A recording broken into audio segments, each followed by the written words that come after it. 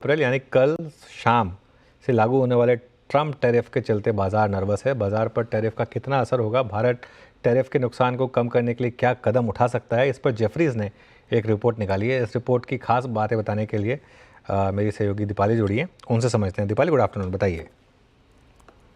Good afternoon. और जैसे अभी लक्ष्मण जी भी बता रहे थे कि ऑटोज पर जो इंपोर्ट ड्यूटी लगती है उसको कट किया जा सकता है, ऐसे ही कुछ और स्टेप्स गवर्नमेंट उठा सकती है ताकि जो डैमेज रहे अमेरिका की तरफ से वो कम हो सके। जेफरीज का मानना है कि पिछले हफ्ते उन्होंने गवर्नमेंट ऑफिशियल्स के साथ, ट्रेड पॉलिसी एक्सपर्ट्स के साथ दिल्ली में मीटिंग की और मूड दिल्ली में उनको ऑप्टिमिस्टिक दिखाई दिया, क्योंकि जो रिसेंटली फरवरी में मीटिंग हुई थी डोनाल्ड ट्रंप और पीएम मोदी की, उसके बाद ये अंदाजा लगाया जा रहा है कि इंडिया का फोकस इसी बात पे रहेगा। रेसिप्रोकल टैक्सेस तो लगेंगे लेकिन उसका डैमेज कम हो इंडिया पर, उस पर उनका फोकस रहा है। उसके बाद हमने यूएस इंडिया के ऑफिशियल्स भी एक दूसरे के देशों में जाते हुए देखे थे। अब क्या हो सकता है, अनुमान ये लगाया जा रहा है कि डिफेंस, ऑयल एंड गैस, जहां पर अमेरिका का कंट्रीब्यूशन कम है भारत में, उसको बढ़ाया जा सकता है।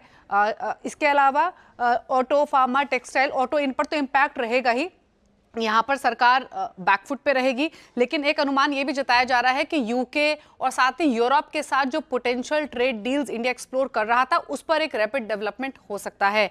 अंदाजा एक ये भी लगाया जा रहा है कि जो बायलैटरल ट्रेड एग्रीमेंट यूएस के साथ होना है वो 2025 में ही होता हुआ दिखाई दे और इंडिया यहाँ पर ऑफर कर सकता है अमेरिका को इंक्रीज परचेज डिफेंस इक्विपमेंट्स का, ऑयल एंड गैस का फ्रॉम यूएसए। अभी फिलहाल इंडिया और यूएस का ट्रेड सिनेरियो कैसा है वो क्विकली बता देते हैं। अभी जैसे लक्ष्मण जी ने भी जिक्र किया, अगर हम इफेक्टिव इंपोर्ट ड्यूटी की बात करें कार्स पर इंडिया में, तो वो 100 to 110% के रेंज में है। वाइन्स एंड स्पिरिट्स में 50 to 150% पर है। एग्रीकल्चर प्रोडक्ट्स में ऑन एन एवरेज 65% के आसपास ड्यूटीज लगती हैं। वहीं अगर आप टोटल एक्सपोर्ट्स देखें जो इंडिया ने किए 2024 में अमेरिका में, वो $88 बिलियन के आसपास थे। जो इंपोर्ट्स रहे अमेरिका की तरफ से इंडिया में, वो $42 बिलियन के आसपास थे। तो यहाँ पर आप देख सकते हैं गैप कितना है। और डोनाल्ड ट्रंप ने क्लियरली कहा है कि जिन भी कंट्रीज के साथ ट्रेड इम्बैलेंस है उसको वो टारगेट करेंगे। अब यहाँ पर एंटिसिपेट ये किया जा रहा है, जेफरीज ये मान रहा है कि जो नेगोशिएशंस हुई हैं पॉसिबली अब तक जो बातचीत हुई है, उसके बेसिस पर अंदाजा ये लगाया जा रहा है कि जो टोटल ऑयल इंपोर्ट है अमेरिका से वो बढ़ सकता है, जो कि फिलहाल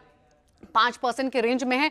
दूसरी तरफ अगर हम आम इंपोर्ट्स देखें तो इंडिया मेजरली रशिया और फ्रांस से करता है, जो कि दोनों ही देशों से 30% प्लस है। अमेरिका से सिर्फ 13% के आसपास के हम आम इंपोर्ट्स करते हैं। तो अनुमान ये लगाया जा रहा है कि जो आम इंपोर्ट्स है वो भी अमेरिका से इंक्रीज हो सकते हैं। तो इस तरीके की डील इंडिया और अमेरिका के बीच में पॉसिबली हो सकती है। इंपैक्ट तो होगा लेकिन उसको मिनिमाइज करने की कोशिश गवर्नमेंट की तरफ से की गई है, ये जेफरीज मान के चल रहा है। हालांकि ऑटो एंसिलरीज हैं, ऑटोज हैं, केमिकल्स, फार्मा, टेक्सटाइल, आईटी, इन पर इम्पैक्ट रहेगा।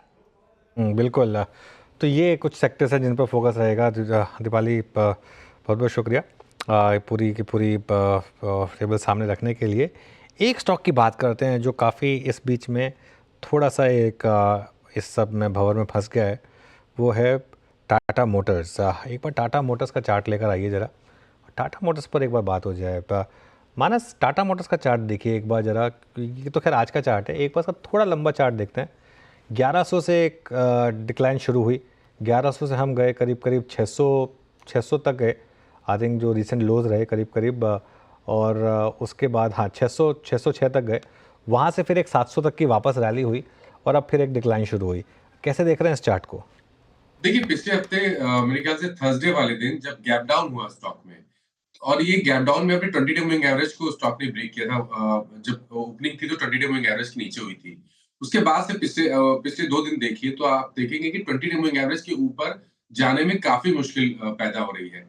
तो जब तक अब ये 685 के ऊपर ना निकले, यहाँ पर खरीदारी नहीं करनी है। आपकी लॉन्ग पोजीशन है तो थर्सडे के लो को बहुत ध्यान रखिए। अगर 660 के नीचे जाएगा तो गिरावट बढ़ेगी और उस केस में आपको 640 और 615 तक के टारगेट देखने को मिल सकते हैं। इसलिए कॉशियस अप्रोच रहेगी। पोजीशन में स्टॉप लॉस रहेगा 659 का, लेकिन फ्रेश खरीदारी 685 के ऊपर ही करेंगे।